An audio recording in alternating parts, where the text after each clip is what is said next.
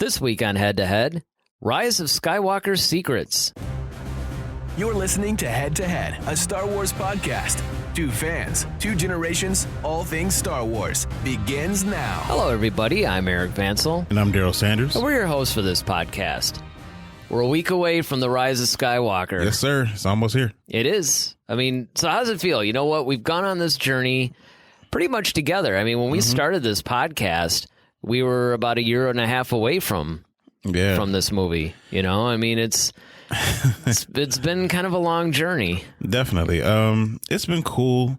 Of course, like the rest of the films, you know, you're just kind of wondering what's the story. That's one of the biggest threads that we've talked about since the onset of this sequel trilogy, is that even from Rise of Skywalker to The Last Jedi, and then now, you know, each time you see a film, you're like, okay, well, what's going to happen next? And then, you know, of course, when you start getting little tidbits of information, we're trying to piece things together, and then you're waiting like, okay, I just want to see like what the first couple of shots of this thing what it looks like as far as a trailer. And, you know, it's kind of like you don't want to get oversaturated with the TV spots. Right. And that's my thing. I'm not watching the TV spots anymore. I think I stopped maybe after the Duel the Fates one. Yeah. I know they came out with the whole, you know, they fly now one or whatever. Yeah. With the Stormtrooper jetpacks. I didn't actually see that one. Okay. So it's like, I saw that one on accident. It was like in the middle of a football game. So it was like, yeah, well, and that's it. I mean, you know, when you're trying to watch TV or whatever, it's kind of like it's really hard to avoid them right now because Disney's doing that whole push and they're trying to get everything, you know, I mean, obviously they're trying to ramp it up. They want to, I think, erase the memories of The Last Jedi and all that fan vitriol, and they want to get everybody pumped up and excited about this movie. So obviously they're going to hammer us with TV spots, and I'm just at the point where I don't really want to see any... You just want to see the movie now. I want to see the movie. Yep. I want to experience certain scenes on the big screen. I don't really consider them spoilers, but I just don't want to see too much context now. Yeah. Which is funny because, you know, like a year ago, I would have been like, give me anything. Exactly. You know?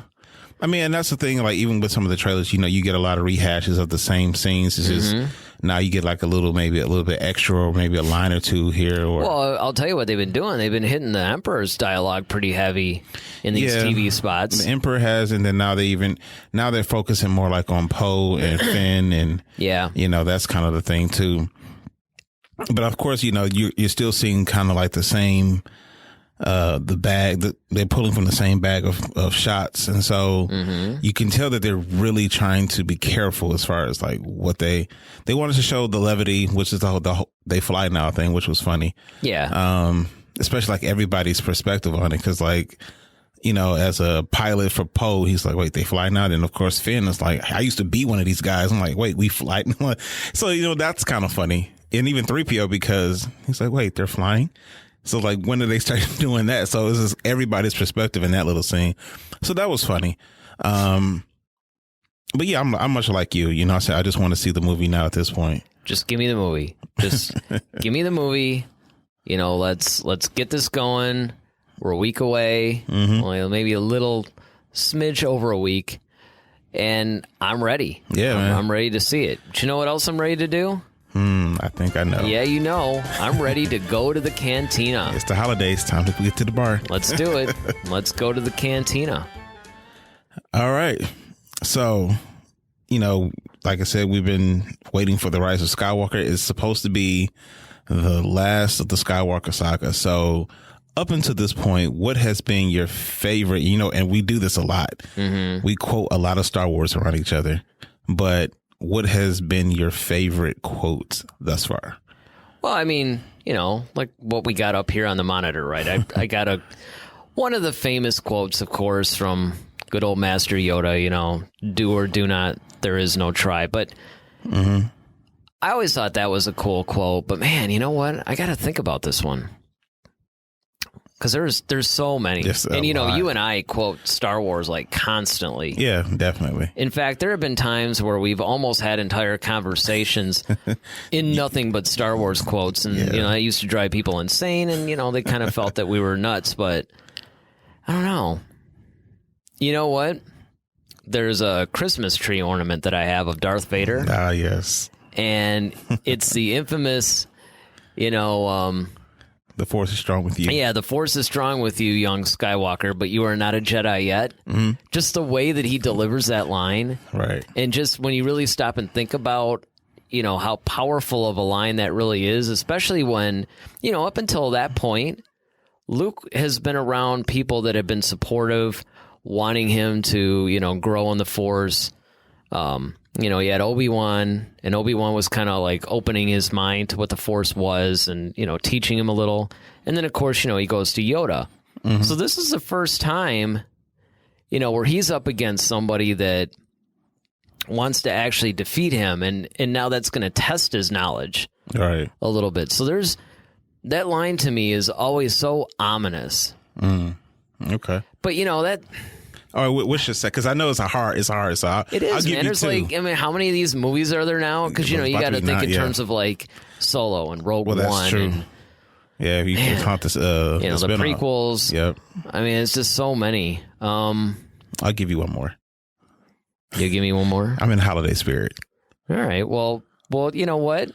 I'm going to serve that back to you. Why don't you tell me your favorite line and let me, like, ponder on the other one. Yeah, let me ponder one. Because okay. Like I said, when you send me these things, I try not to, put too much thought in them. I like to keep it spontaneous because that's how our conversations have always been. True. And that's the whole reason why we do these videos, to more or less capture us talking about Star Wars in a very natural, organic way. So I don't want this to be too much like some sort of a scripted, like a scripted TV show or something. Right. Problem is, though, is that, you put these things up and I'm kind of like, man, you know what? I do need time to think about this. Yeah. I think for me, my first one, I'm going to give myself a second one too. So my first one, I'll piggyback off Vader. Is I find your lack of faith disturbing. Oh, yeah. I mean, that's just like one of the classic. And that was just like the first, I just remember being a kid. Just, of course you saw Vader, he's picking up rebel soldiers, but with one arm, mind you. And he's, crushing their throats and whatnot. So he's already imposing. He's already kind of creepy looking. But then, you really don't understand this whole Force thing, and it's really not until like he really does that when he starts choking this person at the table, and even watching the look on everyone else's face, they're kind of like uncomfortable. Like, oh yeah, okay, what is?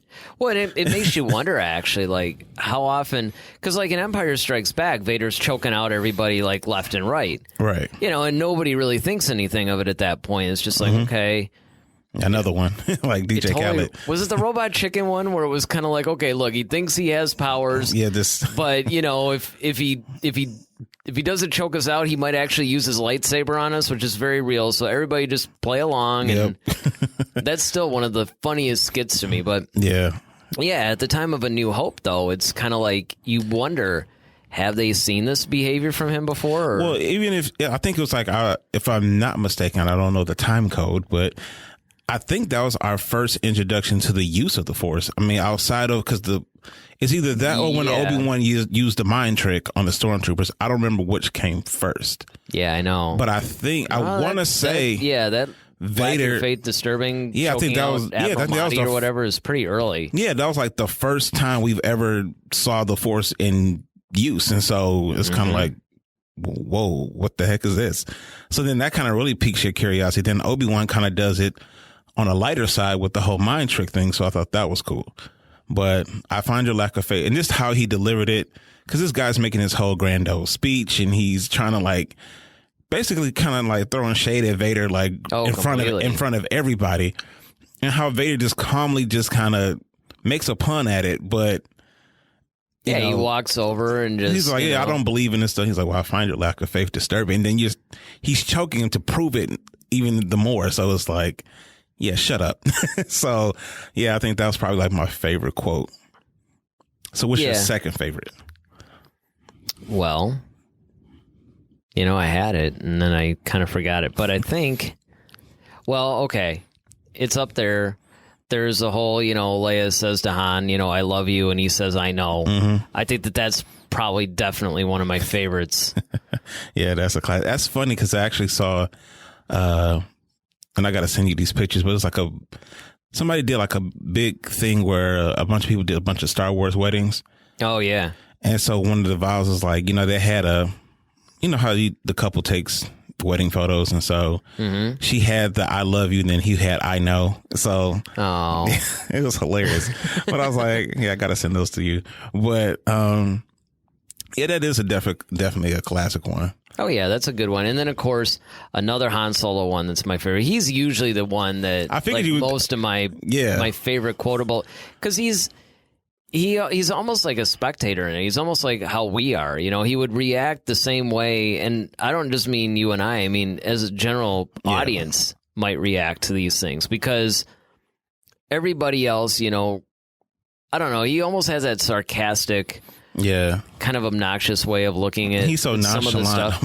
And I mean, he's just kind of like a normal, or what we would consider normal, with all this fantastic stuff going on around him. So, but I loved it when, Finn was describing, about, we'll just use the Force. And he's all like, well, that's not how the Force works or whatever. And I mean, it was really funny coming from him because, he was the one that was always debunking it and saying that he never really had any interest or understanding. And, obviously at that point in the story, you could tell, like, he's pretty well versed in the stuff. And then, actually, there's a lot of quotable lines from Han in that movie. Well, yeah, I mean, just the whole, and to that point, the juxtaposition, because in A New Hope is when we first get introduced to Han, and he's like, I don't believe in this hokey religion and all this kind of crap. He's like, look, there's no all-powerful force that's controlling my destiny. And then, like, in the first of the sequels,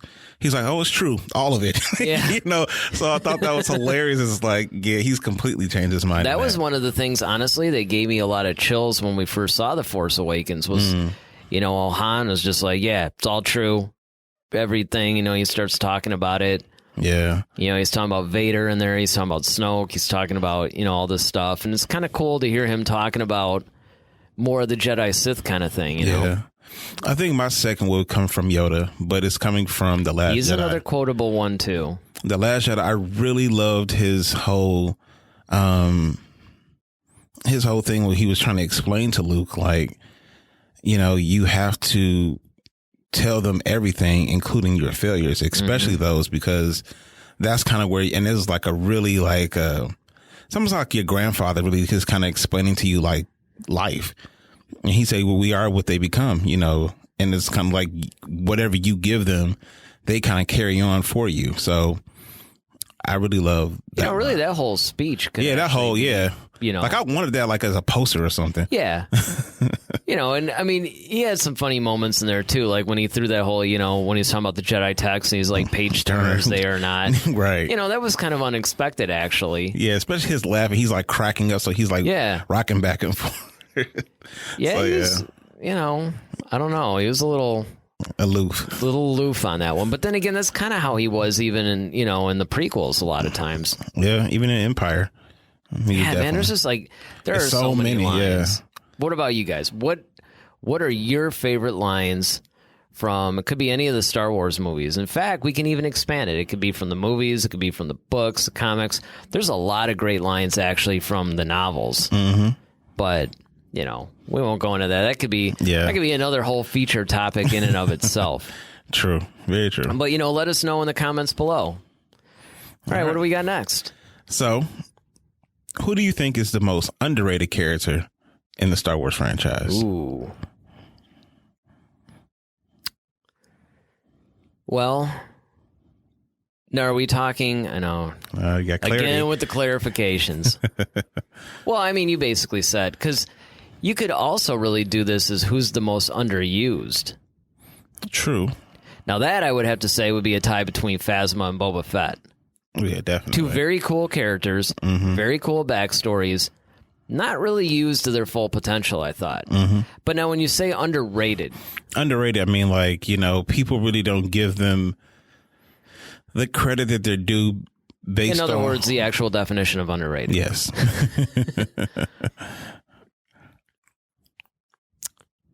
Lobot. Are you serious? I am dead serious. I know I got this thing. Okay, I know I yeah. got this thing with Lobot. You got to explain this one. Look, Lobot, if you really read a lot of the stuff about his backstory and things like that, but even if you just take it at face value in the movies, Lobot's the one that actually had to orchestrate when they turned everything around on Cloud City. Because remember, I mean, you know, when we last left off, like Lando had basically betrayed or seemingly betrayed Han and Leia and Chewie and 3PO, turned them over to the Empire. Obviously, Lando thought that, you know, it's like, okay, you know, Han has to be, but I could still protect, you know, the rest of them. And then he found out very quickly that, you know, Vader had his own plans and he pretty much double-crossed him. So once Lando realized that, he enacted this whole plan about how he was going to take Cloud City back from under the noses. Now, if you look at Lobot was the one that actually had to do this. True. You know, and he had to do it kind of on the down low. You know, he had to do it to where nobody in the Empire actually really knew what he was doing. And he orchestrated it perfectly. Plus, he was kind of like his right-hand man. I mean, I'm not even going to go into all the expanded universe stuff because that's not even canon anymore. Some of the stuff, I think they actually dealt with him in a couple of canon things, but he's underrated because he's often overlooked. Okay. I know. Lobot. I know. It's kind of a weird thing, and I'm always singing the praises of Lobot. He was always one of my favorite kind of underutilized, but I think he's definitely underrated for that reason. Because if you think about it, there's really nobody who I would consider, like, you almost have to go to those secondary characters because, I mean, who else are you going to say? Like, what's your answer? I don't know. This is a hard one for me. Because, like, when I look at underrated, it's kind of like, well, when you go to the true sense of the word underrated, yeah. Yeah, but then it's kind of like, it's not even so much that. You could say, you know what? You could say, this is going to sound like a weird answer, but you could also say Obi-Wan. Yeah, because actually I was going to say Mace Windu. I could sort of see that, but how do you figure he's underrated? I mean, he's like the second only to Yoda. Yeah, but I think that's the thing. I don't think we really got a chance to see how. I mean, you kind of saw it in the Clone Wars, like the cartoon, so that kind of brought shit. And a lot of the novels, too. Yeah, but I think, like, if you really just looked at the films, it's kind of like you knew he was powerful, but you didn't know how. Like, you really didn't really see. I don't know, though. When he was going up against Palpatine, I think you saw. Well, I mean, Palpatine, that was like the one thing is like, okay, out of all those guys, he was the only one kind of left. And he was. But, I mean, I guess that was kind of like. You really kind of wanted to, and you always kind of have to wonder, like, okay, was Palpatine really giving his all because he knew Anakin was there? Well, okay. You know what I'm saying? It's kind of like you really don't know if it was like Palpatine. Like, now you know when Palpatine fought Yoda, but again, you knew it was all out because he knew how powerful Yoda was. This is the thing you got to look at, though, because you're talking underrated. I'm assuming you're talking about generally because the hardcore fans might, you know, read into that a little bit. But, I mean, if you're talking about the average moviegoer that's seeing Star Wars, I don't necessarily think that, you know what I mean? It's like he's not really that underrated. They're going to be like, oh, wow, this guy's taking, you know, on the Emperor. Yeah, one of the most powerful people or actually probably the most powerful Sith Lord, at least in recent history. Right. So, I mean, I guess you could make an argument. Now, see, he would be one of those guys that I would say maybe was underutilized. Okay. So, underrated. See, yeah, you're trapped by your own word, man. I know. Your own word. He's trapped by his own word. Your own word. Might give up. Okay. And don't say Jar Jar. Now, look. Remember that Force choke? Anyway. Yeah. But, no. Okay. Then I would go with R2. Really? Because people really, I don't think people really understand like how much he has impacted. Like, I think he's underrated. It's like, okay, yeah, he's a cool droid, but I don't think people really understand like how much he's really trilogy. But the prequels, he's like practically the star of. But that's what I'm saying. It's like he saves them in so many different ways, and he's oftentimes like relied on so much. But a lot of people really don't give R2 his credit in the sense of like heroes. Like everybody looks at like, okay, I will say underrated maybe in universe. Mm-hmm. Not necessarily like by fans though. I don't necessarily think that he's. I think when you look at the heroes of like the Republic, like you're thinking, most people think about like Luke, Han, Leia, Lando. You're thinking about the humans, but it's like, okay, yeah. But like R2 has like been instrumental as far as like getting them out of situations. Yeah, okay. On so many different occasions. That is true. It's like that is a good point. From unlocking doors to fixing stuff at the nick of time. I mean, he's got blasted by Vader. Well, honestly, if you look at it, R2 is single-handedly responsible for keeping them alive. Yeah, on numerous occasions. My point. In fact, if it wasn't for him, they would have been dead like 1,000 times over. Not only that, but it's like you got to look at the gumption of R2 because he's the only one who really understood how, and he even kept things from 3PO. Like even from the very beginning, like Leia trusted him with the plans, and she basically said like, okay, you got to go find Obi-Wan. And the fact that he was clever enough to get Luke to take off the restraining bolt. Like, oh, well, if you take off the restraining bolt, I might be able to play the whole message. Like, people just don't realize how cunning and how smart. That's true. Like, R2 was like that guy. Like, he really was like about that life. Like, R2 was not playing games. Like, he left in the middle of the night, didn't care if it was Sand people. He had to get to Obi-Wan. He was like, I got to fulfill this mission. I mean, like. No, I can hang with that, in fact. But I mean, because a lot of it, and I think as a Star Wars fan, a lot of times what we tend to do is we'll actually mix up the terms underrated with underutilized or underappreciated maybe. It's like, but I mean, in the truest sense of the word, I think you probably nailed it. Because really, this is true, well, except for the sequel trilogy. Right. Because that's the one thing that I think, and I think BB-8 is kind of taking on that R2 role in the sequel trilogy, but it's too bad. Yeah. Although Luke still trusted him with the, and he had the map. Yep, that's what I'm saying. Like he was still the most important thing, at least he's in the key to the puzzle. He's always been the one though who's most reliable. Like you could always count on R2 to save the day, basically. Yeah. No, I mean I'm converted to it, man. R2's the one. Lobot, still a very underrated character. True. Often overlooked. Very important, at least in that one instance. And I mean, I think he actually did a lot more stuff, after that.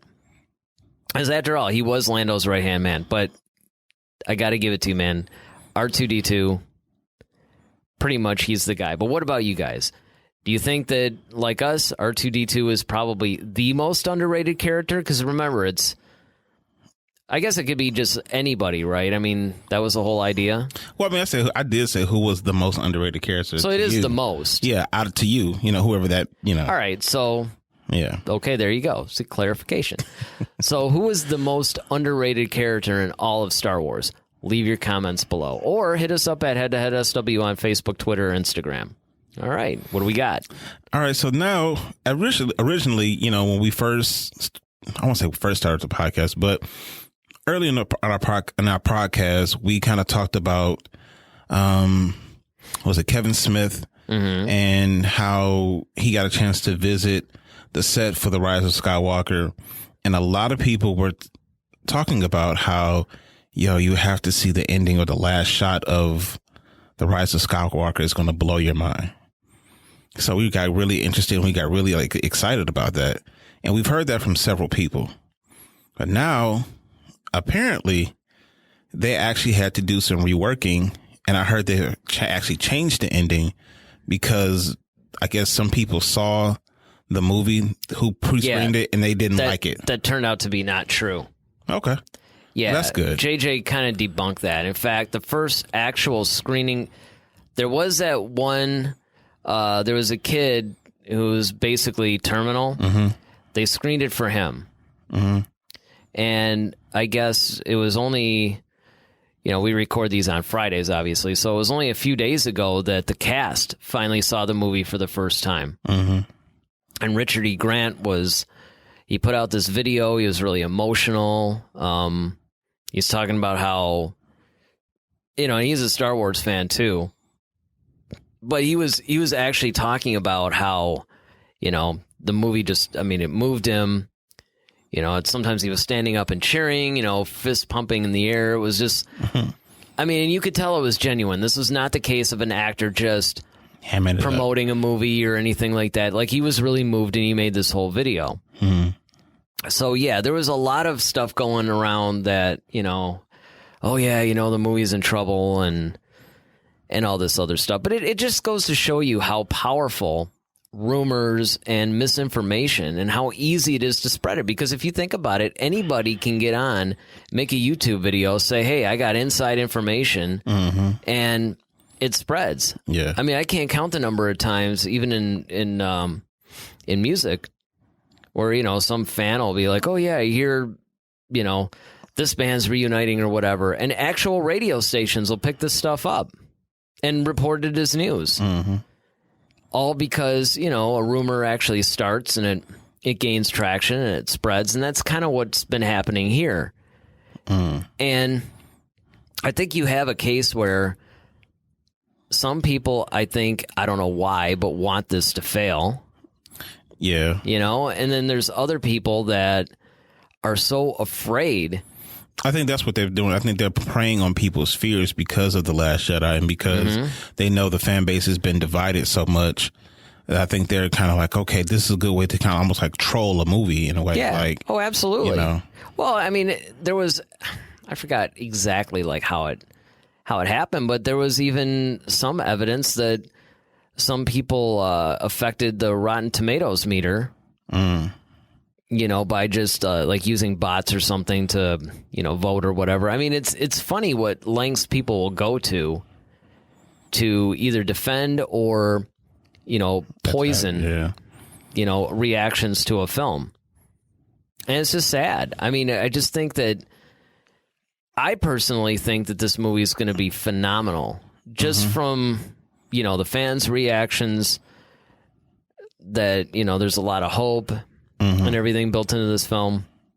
But then when you look at the cast after seeing it, it's just one of those things. And, a lot of the things that JJ said about it, I just can't help but think that this movie is really going to surpass a lot of people's expectations.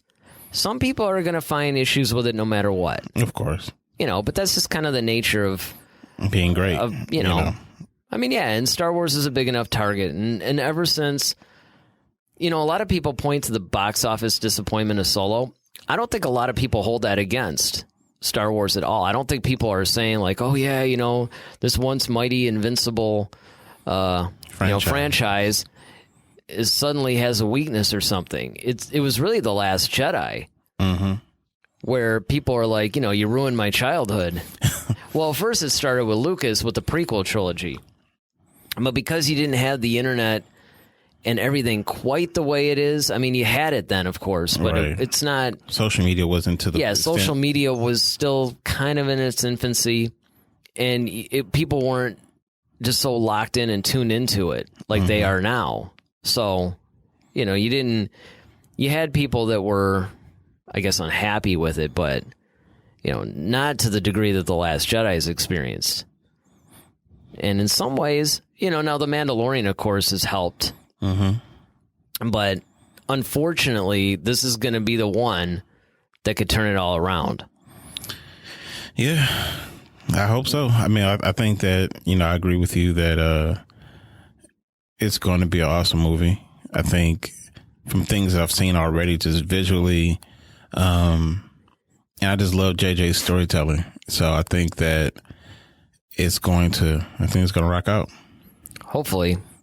But what about you guys? You think obviously a lot of these rumors and stuff were, they turn out to be false or whatever. But it just does go to show that there's a lot riding on this movie. So do you guys think that, there's a chance that this movie is going to fall apart, or do you actually believe that, JJ's probably knocked it out of the park based on people who have actually seen the movie and maybe your own expectations? Let us know in the comments below. All right. It's time to leave that cantina. It is time to leave the cantina. Which is, and it's kind of nice. I'm actually glad that we're able to discuss so many different things about Star Wars right now. I mean, it amazes me how many things are coming out, all these series, movies, books, comics, everything. Yeah. It's giving us a lot of content a lot of reasons to go to the cantina. All right, so what do we got next? Next we have Duel of the Fates. All right, so this week, who would you rather have at your side? K2SO or C3PO? Ooh. That actually is a really difficult question. Mm-hmm. Because I can make an argument for either one. Usually I can on all these things, but on one hand you got 3PO who's fluent in over 6 million forms of communication. He's a protocol droid. He knows all these, you go to any strange planet, he already knows a culture and things that you should say, shouldn't say, things like that. Then you have K2SO, who essentially is like a reprogrammed battle droid, Imperial droid. Yeah, practically a battle droid. So he's good in a fight. He's quite skilled with computers and so I'm gonna say K2SO. Okay. Only because in talking about this, he's more well-rounded. Because if you think about it, he actually has quite a bit of information on a lot of different things too. I remember from Rogue One and stuff, you would talk about some of the different, planets. It's you almost get the feeling that he actually does know. But then again, and we're talking about specifically 3PO or K2SO, right? Not the type of droids they are? Right. Okay, then yeah, definitely K2SO. Okay.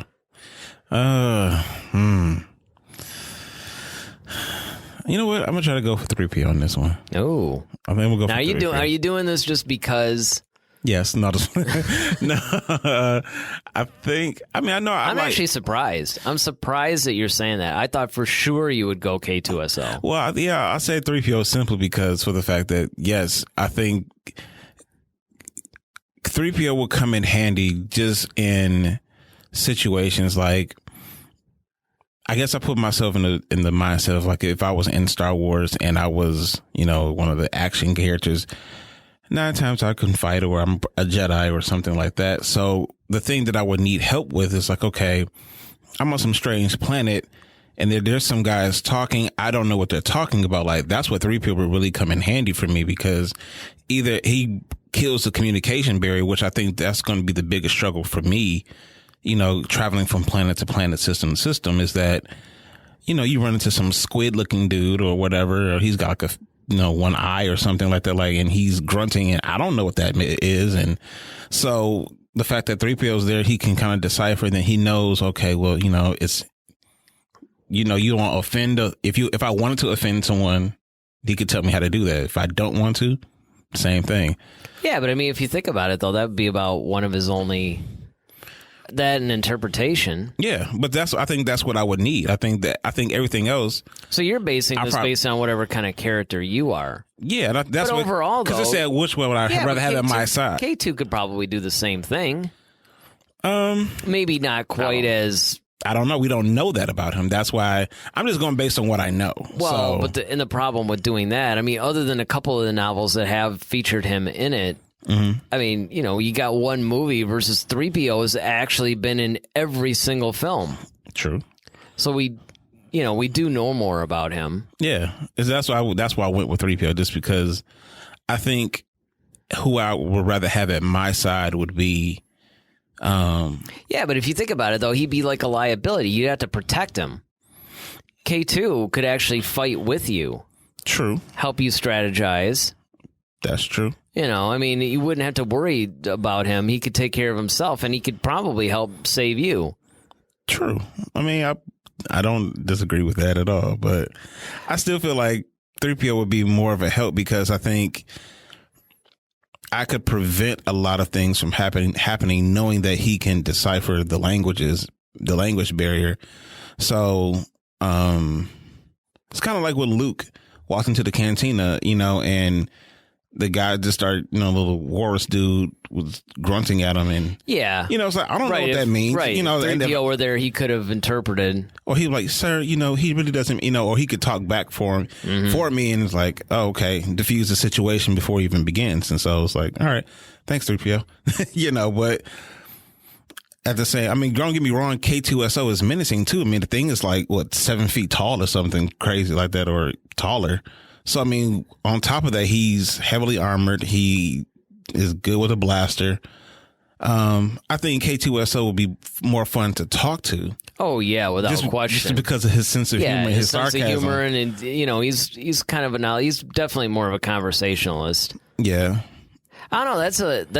That was a really good matchup. Actually, it's really difficult, you know, because the obvious ones would be either like 3PO versus R2, or you know, R2 versus BB-8. You know, these are probably all future. And we've done those already. Well, we have done a few of those. I don't think we ever did R2 versus 3PO though.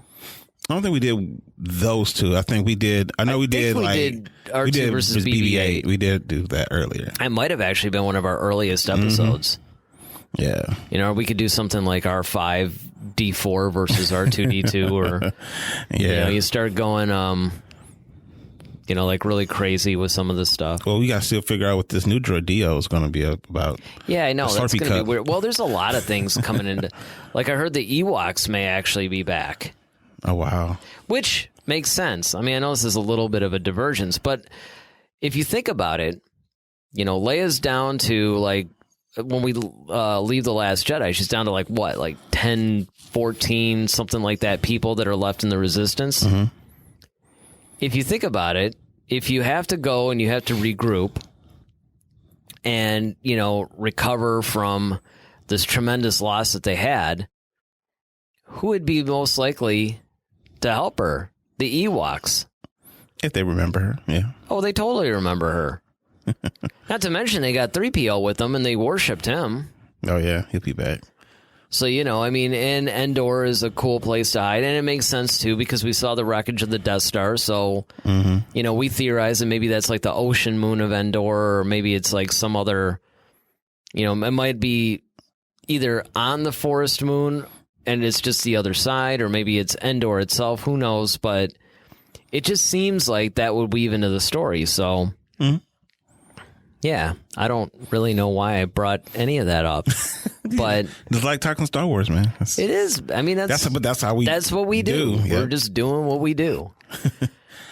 But all right. Well, yeah. You guys are the ones. K2SO, C3PO. Which one would you rather have by your side? Let us know in the comment section below. All right. Yep. So what do we got? We have From a Certain Point of View. So this is our feature topic, and this week, well, that's not really the question, but the statement is... Yeah, there's no question this week. Yeah, it's actually a statement, and that's the secrets of making the Rise of Skywalker. So J.J. Abrams had a really in-depth, you know, conversation with the interviewer, and they were really just digging into... Yeah, what magazine was that? Was it Rolling Stone? Yeah, that was what it was. It was Rolling Stone, and I read it. So you actually... Yeah, I got through a lot of it. It was really interesting. It was really fascinating. Yeah, it was really interesting just to hear what... And the fact that he answered some of like the big questions that... Yeah, I was actually really surprised at a lot of the stuff that he revealed in that interview. Yeah, especially like, you know, the whole thing with Rey, like why did he choose Rey to be the focal point? Mm-hmm. How he dealt with George Lucas and his disappointments with some things. And it really just, what I got out of it is that, you know, JJ is a fan, and he's really just trying to make the best Star Wars possible. And, you know, a lot of people have always criticized him for The Force Awakens being a rehash of Episode 4. Yeah, I thought that he explained that really well. Yeah. Honestly, I thought that he gave a really good... That's another thing, too. I think that he answered a lot of concerns that a lot of people had about not just The Force Awakens, but this whole sequel trilogy. Because everybody forgets that even though Rian Johnson made The Last Jedi... he executive produced it. True. I mean, JJ was involved in it, maybe not as hands-on if he had made the film himself, but... Right. And even, like, you know, the fact that he could understand why fans felt the way that they felt. Like, it's not even the fact of, like, oh, well, you know, you guys are wrong, you know, but he genuinely understands the perspective because he's a creator and a fan, so that's a great dynamic to kind of have with him. So... in case in point, then I want to ask him about, like, The Force Awakens being a rehash of Episode 4. And he mentioned the fact that it's like, well, you know, of course, one, he wanted to put everybody kind of back into that world again, as far as kind of like when everybody kind of fell in love with Star Wars in the first place. But he was kind of basically saying that, like, history kind of repeats itself, which happens in real life. Yeah, well, that was one of the things that I had always said. I mean, even after we saw it, and, you know, the initial euphoria wore off that people had, and then they started to criticize how it was a little bit derivative. That was the first thing that I thought of. It's like, you know, everybody's like, well, you know, it's another Death Star-like thing. It's another this. I'm like, if you look back in history, I mean, how many times have you basically seen the same thing repeat itself? Exactly. Or what about James Bond? How come nobody criticizes the fact that it's yet another megalomaniac that wants to take over the world with some crazy... you know, thing. I mean, there's a lot of these things that seem repetitive because that's just how human nature works. You know, right. I mean, if you're going to have some sort of a maniacal leader, whether it be Palpatine, Snoke, whoever it is, obviously they're going to want to put the universe in some sort of submission to their group or their cause. So you got to build some sort of a weapon that would do that. Yeah. You know, I don't understand. I mean, even when they talk about, you know, some of the story beats, and I think JJ actually brought some of this stuff up, but it's like there's a lot of storytelling devices that are classic devices that George Lucas himself used. It wasn't like they're rehashing just George Lucas. You know, I mean, it's just one of those things that I never really understood why people were that hypercritical about it. Yeah, I mean, I think the thing is that I think people just were expecting something new and different, and I think But then they got it with The Last Jedi, and then they hated it. Yeah, and I think, like, you know, much like the Force, you have to have balance, and I think there's a certain amount of, you know, okay, creativity that's like, okay, that's different, but I like that.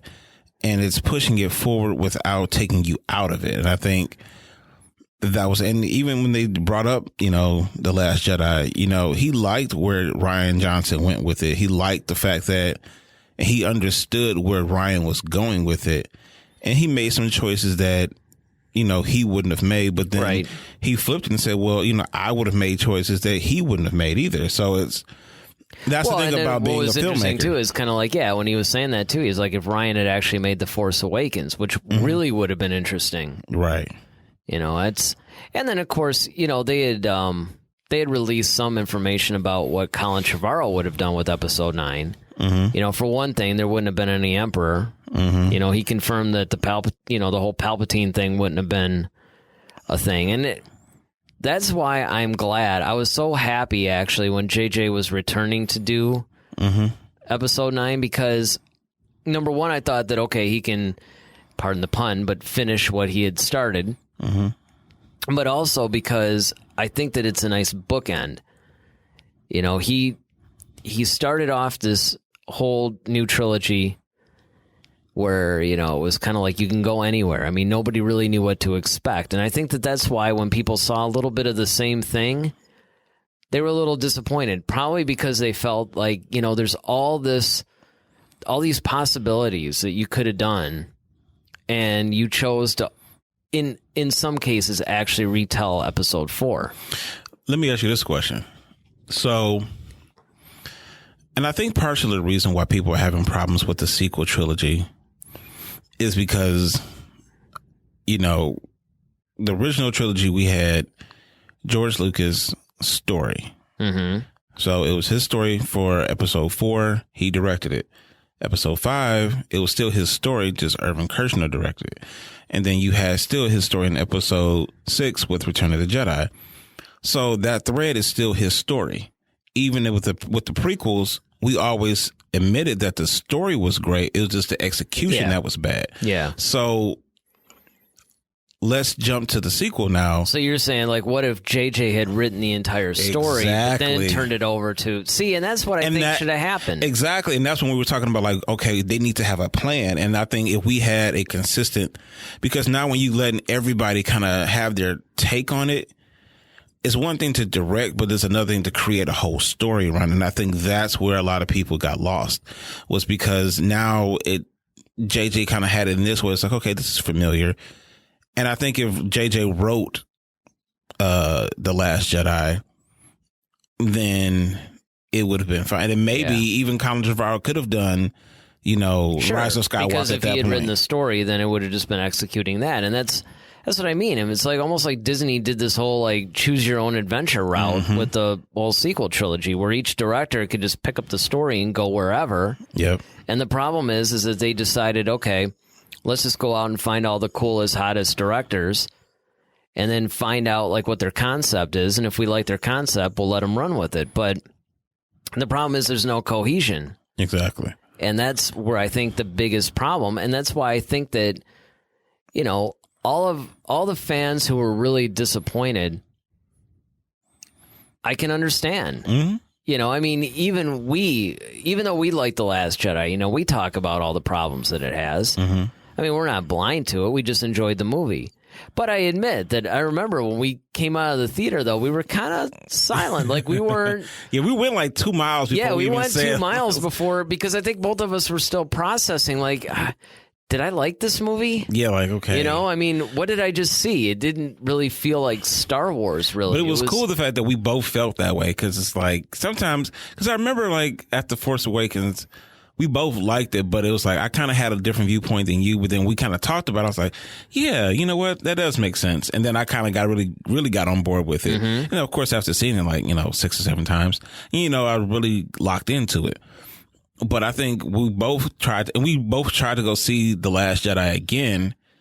And we were still kind of like, yeah, it was really, what happened? It was one of those things that I liked it, but it kind of challenged my, you know, just there were so many things that you just didn't expect. And ultimately, I think they were good storytelling choices, but it was too much too soon. Yeah, maybe that was it. I think that's the vibe I got. It was too much. I had to really too soon. think and process it, you know? Yeah, it was a lot to chew on. And of course, it didn't go the way that, you know, as Luke said, it didn't go the way he couldn't be more right. You know, when he said that. Well, there was that whole joke, you know, when everybody was like, "Yeah, we should have listened in the trailer. Luke Skywalker himself tried to tell us, you know, this isn't going to go the way you think." Yeah,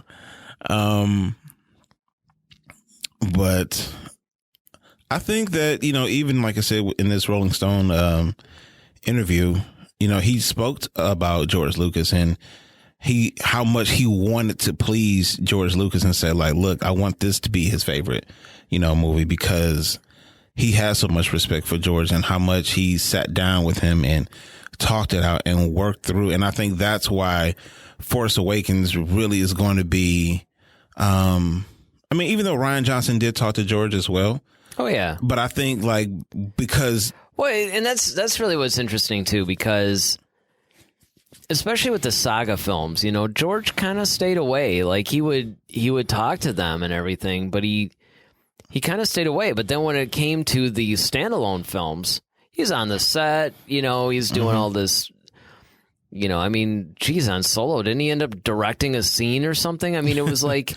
He was really involved. And in The Mandalorian, he's really involved in that. In fact, I think that's why we're going to find out, finally, what species Yoda is. You know, I think that this whole reveal thing, the whole Baby Yoda thing, I think it's actually... Leading up to, we're actually going to find a lot of stuff out. And, who knows? So, I mean, it's weird that George is so involved in all the stuff that's outside the saga, the saga films.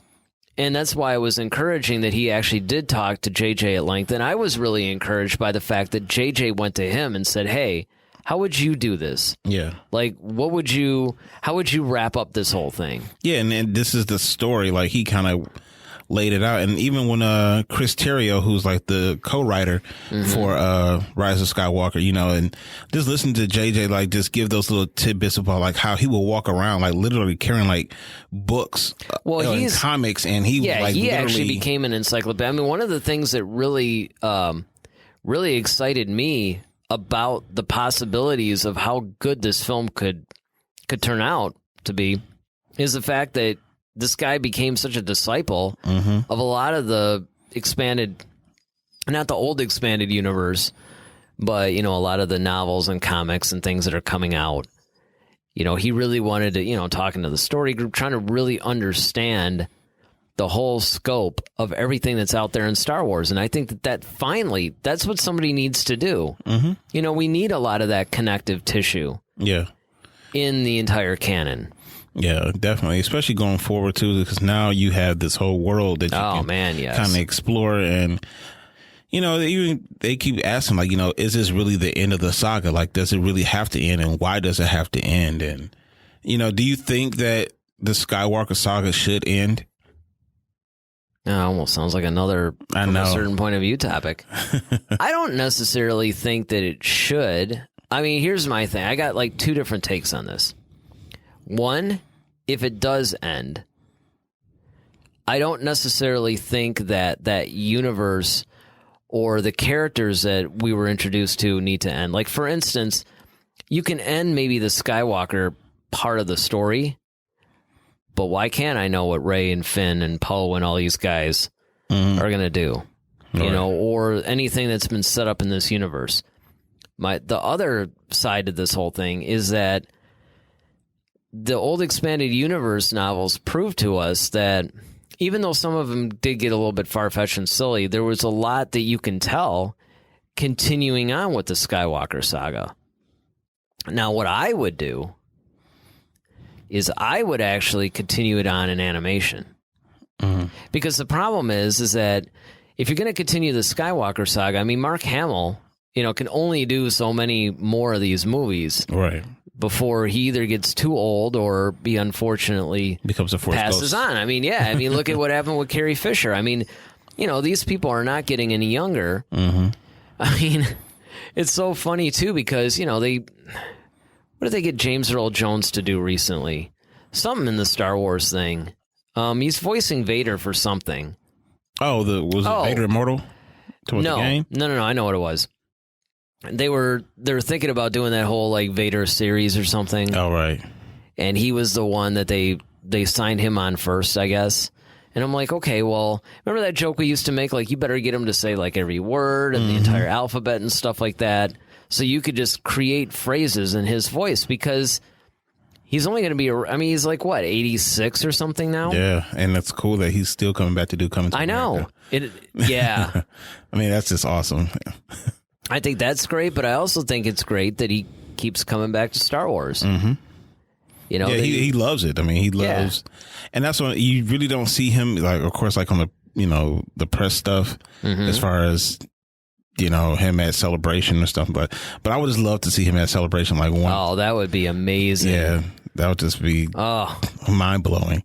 Just to hear Vader live in person. I mean, that's the thing. I mean, every time I watch his other movies, like, when he was in the Jack Ryan movies, what was really weird to me was seeing Patriot Games and seeing Clear and Present Danger because you have Harrison Ford as Jack Ryan, and then so it's so mind blowing to me because I'm like watching these scenes with them together, and I'm like, it's Han and Vader having a conversation, but they're talking about like politics or something. It was just so otherworldly. Yeah, definitely. That was one of those like really crazy moments that I'm surprised more people didn't freak out over. Definitely. But yeah, I mean, I think that they could maybe keep the Skywalker saga going in animation. That's how I would do it. Okay. Because, I don't necessarily think... Now, granted, they could leave it alone for a while. Certainly, hey, let's get some Old Republic movies out there. Let's get, maybe some other, like, I don't know, region stuff or any of the other gazillion stories you could tell, even in the more core world stuff, like what's going on with The Mandalorian. I mean, granted, that's more like the Outer Rim, but still, it's with, some familiar, maybe not familiar characters, but familiar beats or, well, I mean, you got Mandalorians, you have Baby Yoda. They're not characters that we've known previously. Right, but we've seen their we've seen their species, their clans, their whatever. Mm-hmm. You got some stormtroopers. You got, it actually feels more like Star Wars than anything we've seen in a long time. Especially when there's another, what's it? The latest episode is cool too. Did you see it? Mm-hmm. Yeah. Man, we're talking about episode 5, by the way, guys. Yeah, so like chapter 5. Chapter 5. We will review 5 and 6. Probably around the time that chapter 7 comes out. We're a little behind in our Mandalorian reviews because of the way things are just falling right now. Yep. Trying to balance it out. But we will make a video doing 5 and 6, and then we'll do 7 and 8. Might not fall perfectly in time, but we will review them, so definitely watch for that. But yeah, I mean, okay. What's it called? What's the title of chapter 5? Gunslinger. Okay. Yeah. I'm so going to watch it when I get home, though. Yeah. I mean, when we're done taping this episode, I'm going to watch it. I wish I could have seen it. Well, how do you feel, without getting too, like, reviewish, because we got to do another video on it. Right. But, like, how does it stack up compared to, like, 3 and 4?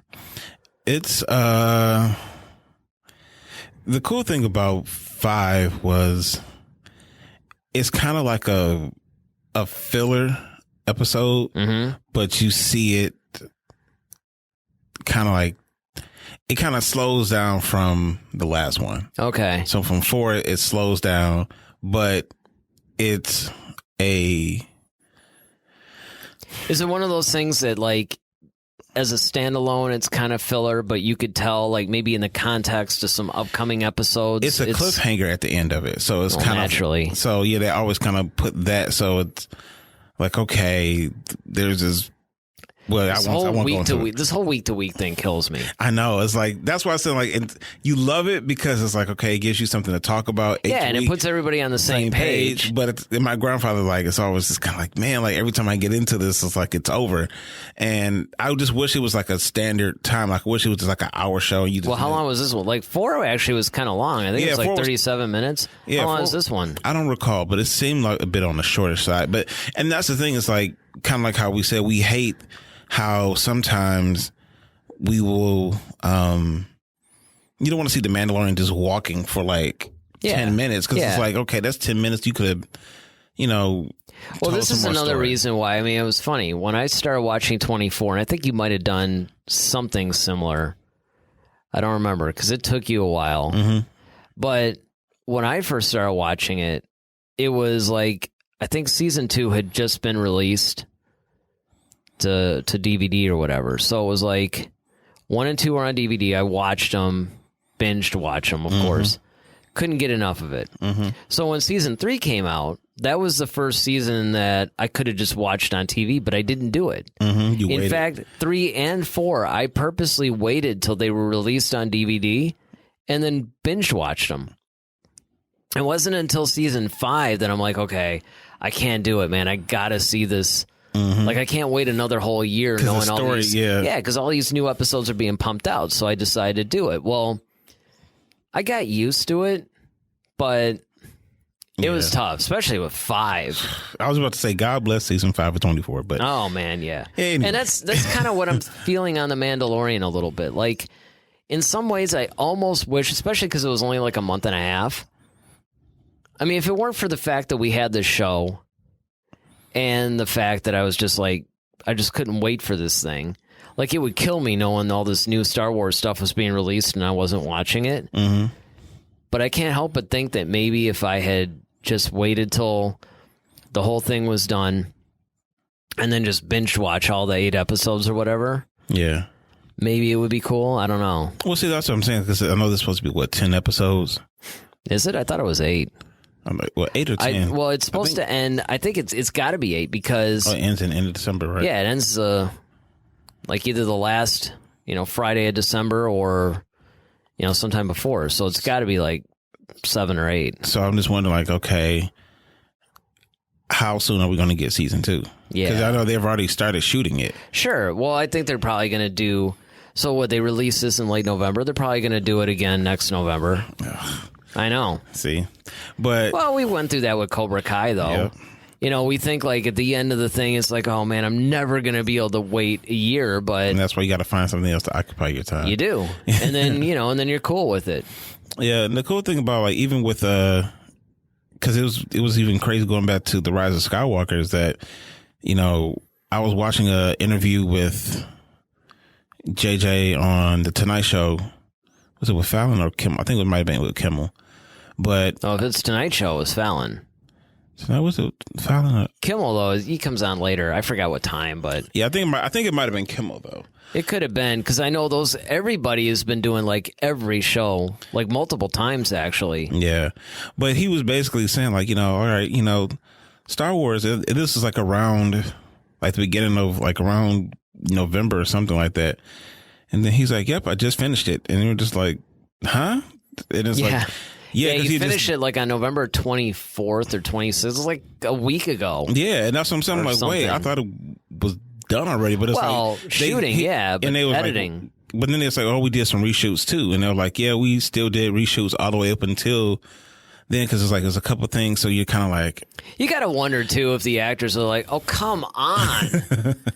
Okay, it's like like with Daisy, really, it's like, okay, I gotta put on the outfit, I gotta get my hair styled a certain way again. It's like, really, could you just get this done now?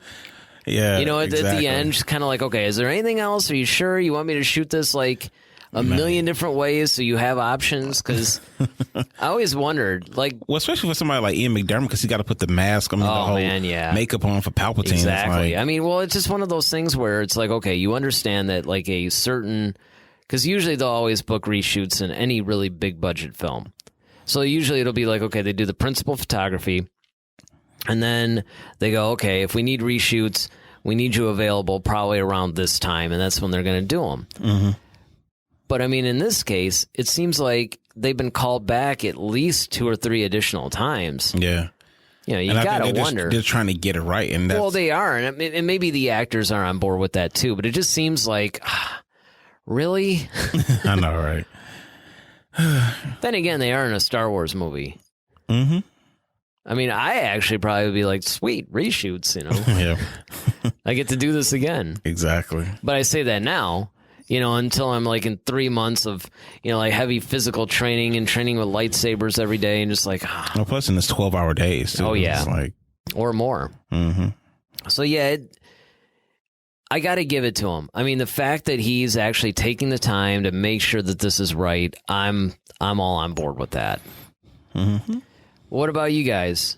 Are you excited? Do you think JJ's on it? That seems to be the theme of this whole show, actually. It seems like that's what I'm asking after every segment. But, if you think about it, like I said, we're a week away from this thing. Yep. So, let us know in the comments below what you guys are thinking. All right. Yep. It's time for my favorite segment. Yes, sir. This is where we answer your questions, and it's a little segment that we call Clear Your Mind. That's right. This is where you guys submit questions to us, and we answer them. And sometimes we debate them with you guys after the fact. So, what's our first one? First question comes from Frank Cotto, and his question is, do you think Vader ever recognized 3PO? Yeah, actually, and this is the part of the comic, actually, that talks about it. I don't remember if it was in a recent Vader run or what, but there was somewhere within the last couple of years or whatever, they released a comic where he did actually recognize him.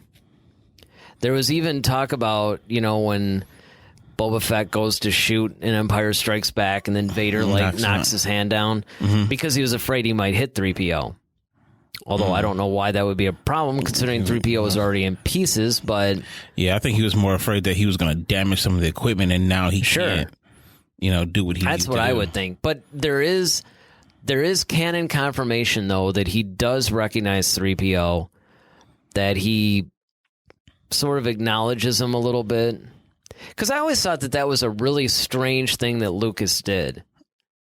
Had it to where Anakin actually built 3PO. That was one of the most... I mean, if we ever did one of those, like, hey, what's the most shocking Star Wars thing? Honestly, that would be up there. Yeah, definitely. Because that was kind of like a, it's like a really weird, unique decision. Like, I never would have saw that coming. And the fact that 3PO, it's not like he just built him, but like, even in not Rise of Skywalker, but Revenge of the Sith, like 3PO's around Padme, so it's like he still grew up around 3PO. So it's kind of like he has to know. I mean, granted, there are other protocol droids out there that look just like 3PO. We saw even in Empire. There was another one that looked just like him. It was just silver versus gold. But I mean, maybe, it's just like, okay, it's a model and he doesn't really recognize that it's 3PO. Because I've always thought that he just didn't recognize him because, it's like, okay, like I drive, a black Ford Focus. Well, they all look, all black Ford Focuses, if you had that model, they all look. Right. Like if you wouldn't know unless... You wouldn't know, like, the one you had. Exactly. Like, if you owned one and then you sold it off somewhere or whatever, and then somebody came up with it, you wouldn't necessarily know it was yours. Was my car, Yeah. Exactly. So, that's But then again, if 3PO started talking or whatever... I mean, it is interesting when you go back, because that's one of the things that I did after, that came out in Phantom Menace. I went back into the original trilogy to see if there was any little hints that... any interactions between 3PO and Vader. Right. But, the comics did explore that a little bit, and I guess the whole consensus is that, yes, he did recognize him. There was a little bit of a moment. Actually, I think that they retconned, because that's what I think the scene is from, when the Ugnaughts had basically, like, blown him apart or whatever. That he had found him either before Chewie or something like that. I don't really remember the whole thing, but I do remember it was a really interesting, kind of a little story arc that they did. But yeah, hopefully that answers your question. All right, what do we got next? The next question comes from Lawan Shadi. The question is, do you think we will ever see the Bendu in a Star Wars film? I don't think so. I don't think so either. Unless go ahead. Unless Filoni directs it. Yeah, I was gonna say, like, unless it's something like either Old Republic, or unless they do what we hope they would do. If they did something where they did a movie about the Force. Oh yeah. Then I could see the Bendu being in that. Yeah, but even that, it's like, that's just such a, I don't know, it's just like such a specific, it's almost like, they could do something like that without the Bendu. True. I did always think that the Bendu was kind of an interesting little thing, too, because that was the first time we ever see, when I was telling you about that whole time that I did this little fan fiction story, like, decades ago. And my whole thing even then was kind of like having a character that was neither light or dark. He was kind of both, kind of like right in the middle. Yeah. And that seems to be like what they made the Bendu kind of. Well, and the Force in its totality, Yeah, and I think that's why I said if they did a movie or a show like that, like a Mandalorian, where they just explored the Force or kind of showing like the origins of it, then I could see that happening because you would need both sides, and I think. When they showed that in Rebels with Kanan, I thought that was really, really cool. The fact that... Yeah, I was really surprised they put that in there. And I was really happy that, they created a character like that. Because, once again, and I've always taken that as a sign that they're going to start including more of this. Maybe in the movie. Maybe not the Bendu specifically, but you're going to see more of what people have been calling Gray Jedi. Gray Jedi, yep. Like Ahsoka. Yeah. Well, what they claimed that she became was a Gray Jedi. Yeah, the funny thing is Gray Jedi isn't actually like a canon term, but I mean, it's kind of whatever. Neither is Baby Yoda, you know? Yeah. But, I mean, that's what everybody... I mean, even when that thing finally gets a name, it's going to forever be Baby Yoda. I wonder if he's going to get his song like Baby Shark. Well, who knows? Like half things. I hope not. Oh, man. It would be hilarious, though. Oh, no, I mean, undoubtedly. It's like the song would be backwards. Well, but if you think about it, in Chapter 4, right, when they were on that planet and all those kids are playing with him, none of the kids asked him his name. Usually the first thing that kids will do when they see someone, oh, what's his name? What's his name? Yeah. They never said that. True. You know, so I mean, they're doing something like that. And I think it's a similar thing with the whole gray Jedi concept. I don't think that's what they're going to call them, obviously, but I think that you are going to start to see the concept of this appear more in the films. I think you're going to see more characters that are like that in the films. Whether they're actually the Bendu, like whether they bring that specific character in, I don't think so, but I mean, who knows? Yeah. All right. Well, I think that's going to do it for our show this week. Hopefully you guys are, catching on to the fact that we're on YouTube now. So for all you guys who are listening to us, be sure to, watch the video on YouTube. And remember, we are going to have more stuff. We're starting the Mandalorian review. We're going to start a book reviews pretty soon. We'll probably do other specific shows where maybe we take some topics and just do a show on that topic and just debate that. But of course, we always got this podcast that's going to roll. We're going to keep it going on YouTube. Hopefully you guys, keep watching, keep listening, support it, tell all your friends. Hit us up at Head to Head SW on Facebook, Twitter, and Instagram. Subscribe, hit that subscribe button on our YouTube channel.